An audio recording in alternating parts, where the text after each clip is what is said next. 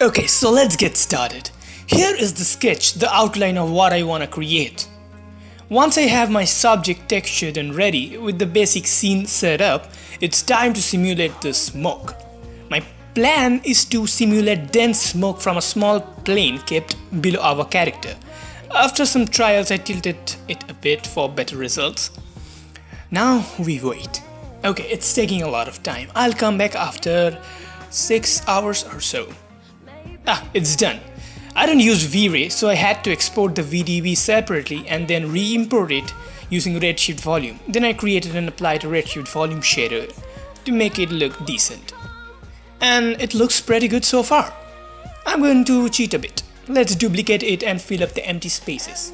I strategically placed some studio lights and applied a special environment map to achieve that beautiful pink shade you're seeing right here. Time for the lines.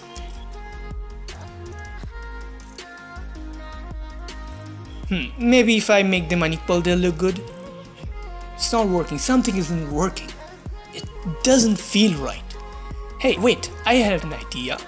So years ago I watched an anime named Brynhildr in the Darkness, and in it they had some kind of a mechanical valve on the neck. Maybe I can recreate that, that would be awesome. Let me model something like that. I don't want to exactly copy it, but let me make something similar with that idea.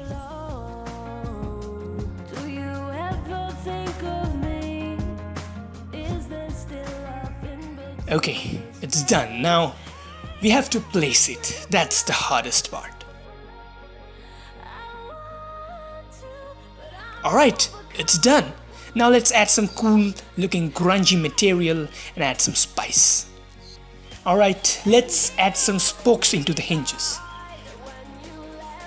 And maybe a little bit of smoke fizzing out of it. That would look awesome.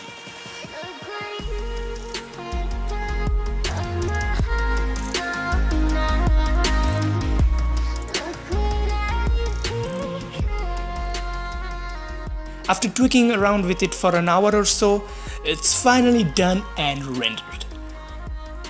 Now let's take it back to Photoshop and let's color grade this thing and make it look even better.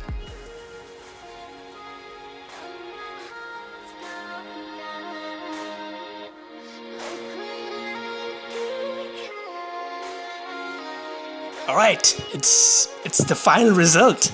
Tell me whether you liked it in the comment section, and I'll see you guys in the next video.